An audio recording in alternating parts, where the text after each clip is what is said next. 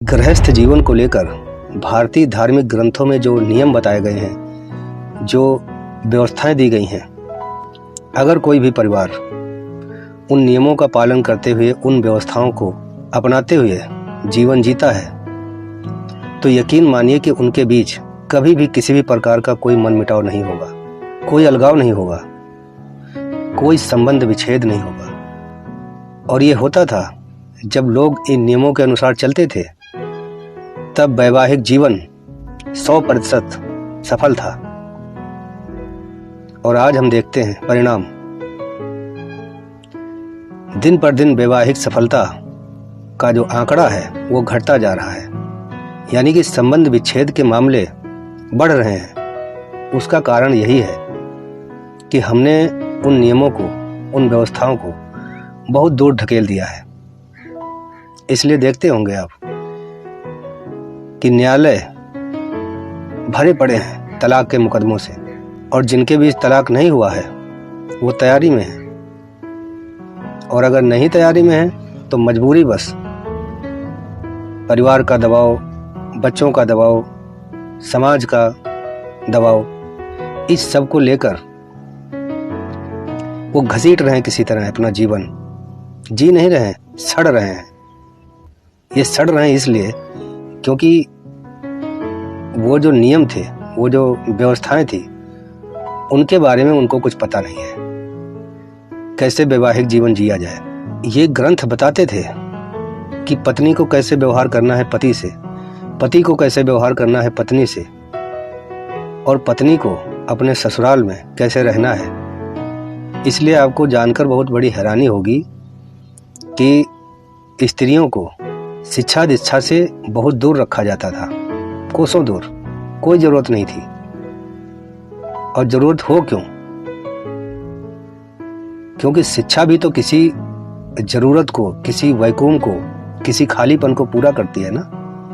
आखिर हम शिक्षित होना क्यों चाहते हैं? अगर आज आदमी पैसा कमाना चाहता है तो पैसा क्या, पैसा एक माध्यम है, और वो पैसे से कुछ अपनी वासनाएं पूरी करना चाहता है, इसलिए पैसे के पीछे भागता है। अगर बिना पैसे के उसकी वासनाएं पूरी हो जाएं तो कोई पैसे के पीछे नहीं भागेगा। जैसे छोटे छोटे बच्चे होते हैं, छोटे बच्चे कभी पैसा नहीं मांगते, वो खिलौने मांगते हैं। फिर जब बड़े हो जाते हैं तब उनको पता चलता है ये खिलौने तो पैसे से मिलते हैं, फिर वो पैसा पकड़ लेते हैं। ऐसे स्त्रियां भी हैं। महिलाओं को भी बचपन का ही, बालक का ही स्वरूप बताया गया है। स्त्री बालक एक समाना। स्त्री को भी पैसा नहीं चाहिए, उसकी रिक्वायरमेंट पूरी होनी चाहिए बस। उसको जो चाहिए वो ला कर दे दो। लेकिन हमने उसकी खोपड़ी में भी पैसे की वासना ऐसे भर दी है कि वो खुद अपनी जिम्मेदारियों से भाग रही हैं। उनको समझ में आ गया है कि अगर कुछ भी खरीदना है तो किसी से मांगने की जरूरत ही नहीं है, पैसा होना चाहिए बस। तो आज सारी दुनिया की महिलाएं उसी कतार में दौड़ रही हैं जिस कतार में पुरुष दौड़ रहा है। ये दौड़ उनके लिए नहीं है, ये काम उनका नहीं है। इसलिए महिलाएं भी गालियां बकती हैं, कहीं मनु को, कहीं सनातन धर्म को, कहीं ऋषियों को, कि उन्होंने गुलाम बना कर रखा। और बड़े बड़े विद्वान उनकी सपोर्ट करते हैं, उनके समर्थन में खड़े हो जाते हैं। वो कहते हैं कि ये बहुत घटिया हो रहा था उस युग में। स्त्रियों को पढ़ने नहीं दिया जाता था, घर में रखा जाता था, चौका चूल्हा करना पड़ता था। ये बुरा नहीं था। किसी स्त्री से पूछो तो सही कि उसे सिंहासन पसंद है क्या? कोई स्त्री किसी प्रकार का कोई सिंहासन नहीं चाहती। मुझे याद आता है कि मैं एक घर में रहा बहुत दिन तक, ब्राह्मण परिवार में। एक बार ऐसा हुआ कि उनके घर में कुछ मेहमान आए। मेहमान आ गए ज़्यादा।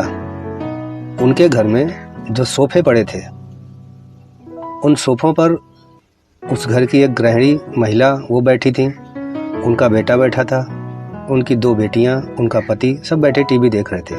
मैं दूर जीने के पास खड़ा था। मेहमान आ गए तो उनको बैठने के लिए सोफे पे जगह कम पड़ गई। कोई नहीं उठा, लेकिन वो गृहिणी, वो महिला उठ गई और उठकर नीचे जमीन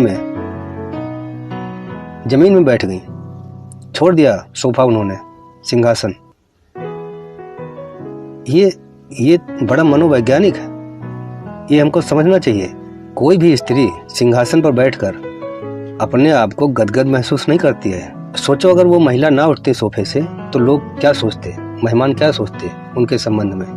वो फक्र महसूस करती है जमीन पर बैठकर, नीचे बैठकर। इसलिए स्त्री को पति की दासी कहा गया, चरणों की दासी।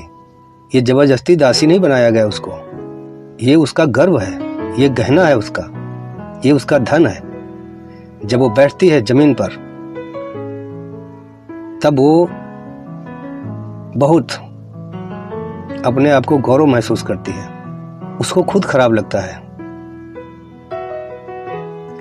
जब वो पति के बराबर में बैठकर हुक्का पीती है, चिलम पीती है, सिगरेट पीती है। लेकिन पुरुष की मूर्खता की कोई सीमा नहीं। वो बरगलाता है उसको, वो कहता है कि हम तुम्हें बराबरी का अधिकार दे रहे हैं। ये बराबरी का अधिकार नहीं है। बराबरी का अधिकार ये है कि वो भी चरणों में बैठी है, तुम भी चरणों में बैठो। वो जमीन पर बैठे तो तुम भी जमीन पर बैठो। बराबरी का अर्थ ये नहीं है कि तुम हिमालय पर चढ़ जाओ तो उसको भी हिमालय पर चढ़ाओ। और आजकल महिलाएं ये मूर्खता कर रही हैं।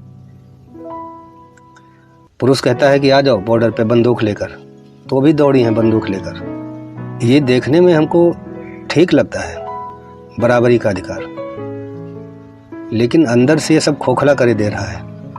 सोचो जो स्त्री बंदूक लेकर चली गई बॉर्डर पर और पुरुषों की भीड़ में, उसके अंदर क्या बचेगा?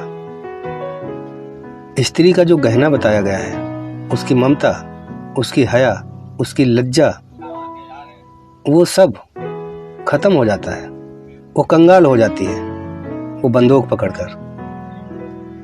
ये अच्छी माँ नहीं बन सकती, अच्छी पत्नी नहीं बन सकती, अच्छी संस्कारी बहू नहीं बन सकती।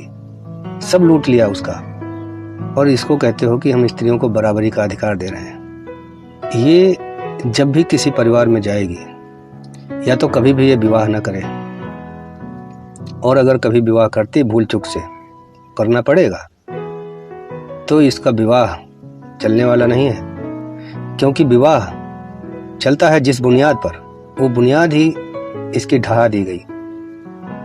अब वो असफल होगी वैवाहिक जीवन में। इसलिए विवाह को अगर सफल बनाना है मेरे विचार से, तो पुनः उसी व्यवस्था को समाज में अंगीकार करना पड़ेगा, लागू करना पड़ेगा, तभी विवाह बचेगा। नहीं तो ये दिन पर दिन खत्म होता जा रहा है। और सरकार पूरी तरह कोशिश कर रही है कि ये विवाह का कॉन्सेप्ट खत्म हो जाए। इसी में भलाई है। ये क्यों कोशिश कर रही है, इस पर हम किसी और दिन बात करेंगे। नमस्कार।